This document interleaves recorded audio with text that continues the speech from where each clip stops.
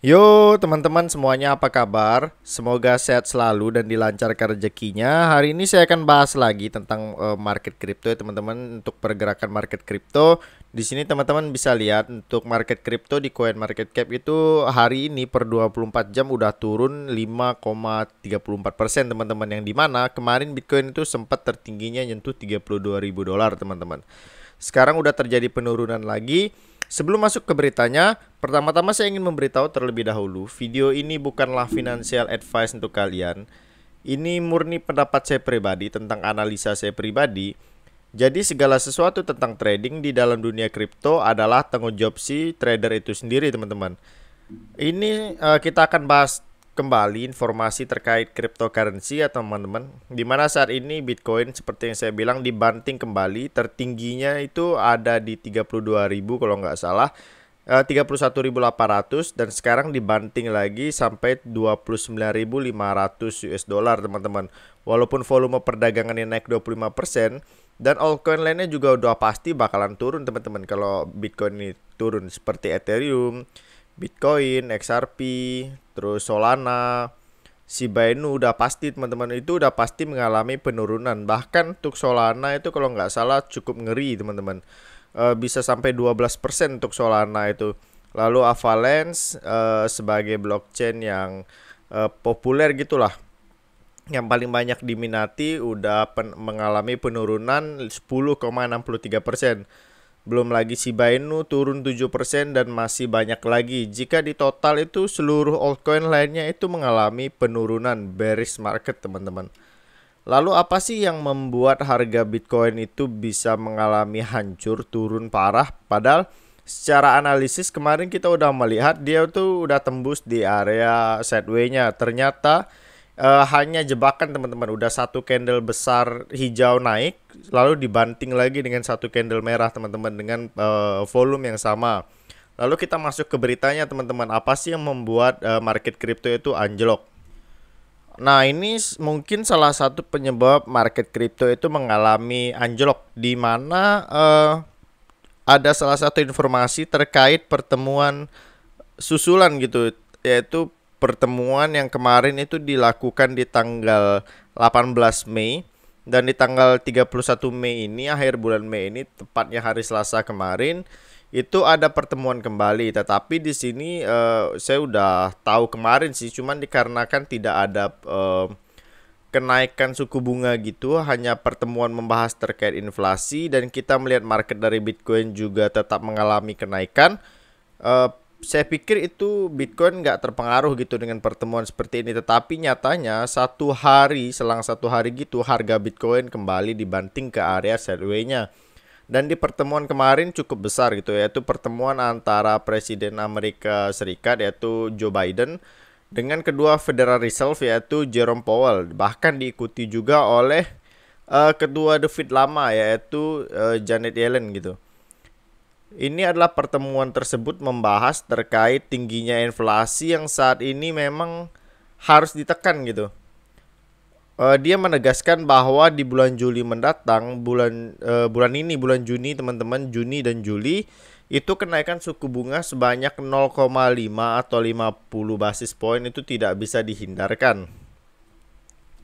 Nah, di sini saya udah ada di trading view. Kita lihat untuk secara candlestick, kita analisis ini terbilang cukup sideways teman-teman. Tepatnya hari ini untuk Bitcoin itu dari 4/4 jamnya ini udah turun parah.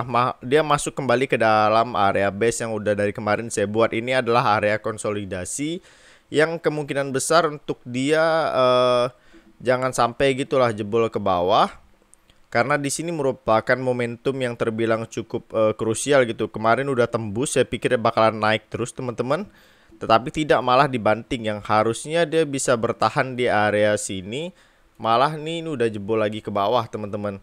Dan di sini harapan kita jangan sampai jebol ke bawah sini teman-teman. Kalau jebol sampai ke 28.000 ke bawah, ya kemungkinan besar akan menuju ke area 25.000 dolar teman-teman, melanjutkan penurunannya.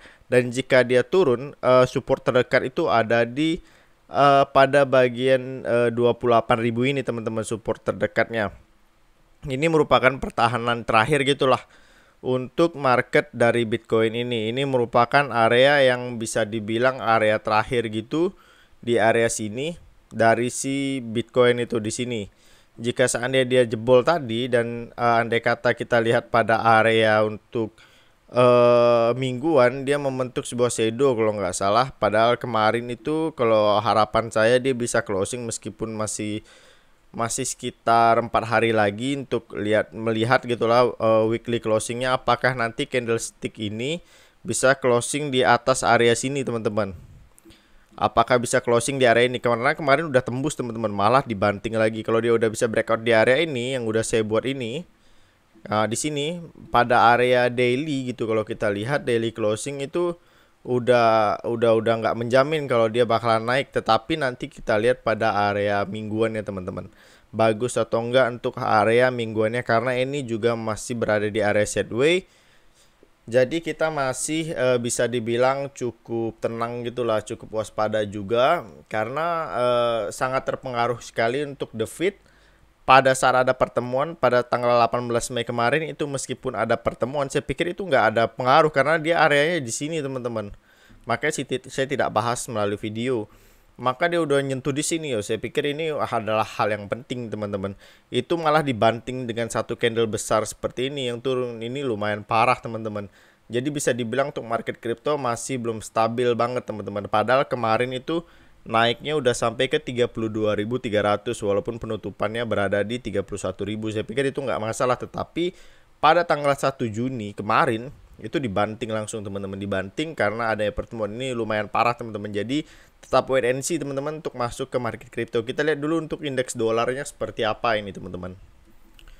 Oke, di sini kalau untuk melihat dolar memang secara harian dia cukup masih ada harapan gitulah, masih ada harapan untuk Bitcoin maksudnya mengalami kenaikan. Karena di sini kita bisa melihat untuk dia support dan yang analisa kita ini dia akan tertahan di support yang di sini teman-teman. Dia ketahan di sini. Apakah ini akan naik atau tidak teman-teman? Dimana ini akan ditembus misalnya. Jika ini akan ditembus maka ini akan menjadi masalah besar bagi Bitcoin teman-teman. Tetapi jika US dollarnya turun maka kemungkinan besar Bitcoinnya akan naik kembali. Kita lihat aja teman-teman, karena dari pun Bitcoin ataupun dolar itu masih tertahan di support-supportnya teman-teman, masih tertahan di support support kuatnya itu dolar tertahan di 100 ini, dan Bitcoin masih tertahan di area konsolidasi ya teman-teman. Kita melihat dulu untuk kedepannya akan seperti apa.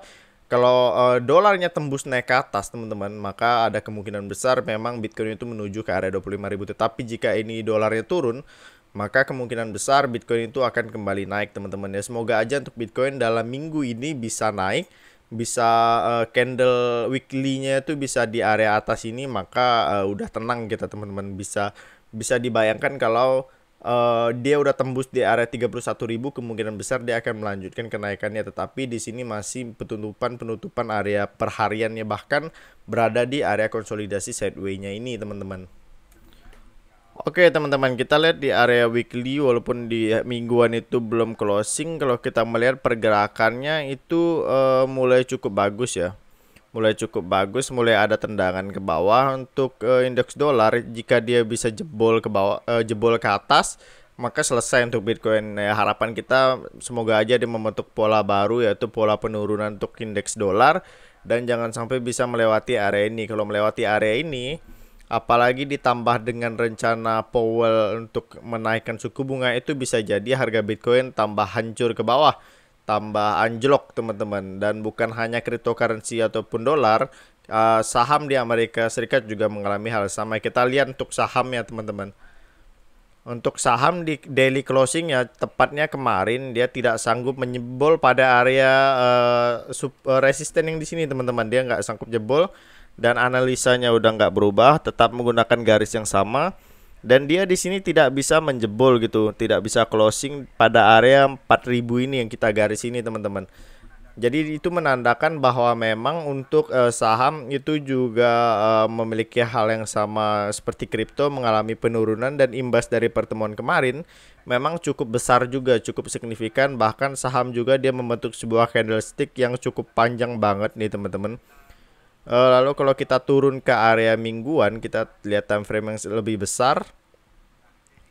Di sini kita juga melihat ya dengan jelas banget bahwa di sini khususnya untuk area mingguan dia tidak bisa closing teman-teman di atas area yang udah saya garis di resisten di sini teman-teman, di area ini, di mana hari ini tepatnya meskipun ini belum closing tetapi itu menunjukkan bahwa ada sentimen di mana jual itu lebih tinggi daripada membeli di saham teman-teman, dan ini tertahan pada area resisten dan dia mengalami penurunan. Tetapi ini waktu masih panjang, masih ada 4 hari untuk weekly, masih ada 4 hari sampai hari Senin nanti. Semoga nanti ada tendangan ke atas lagi dan indeks dolar itu bisa kembali turun teman-teman. Jika indeks dolar kembali melanjutkan penurunan ya, maka saham ataupun cryptocurrency akan menjadi angin segar, bisa naik teman-teman. Tetapi dolar jika udah tembus di area atas yang udah saya garis ini, di sinilah kira-kira dia bermain.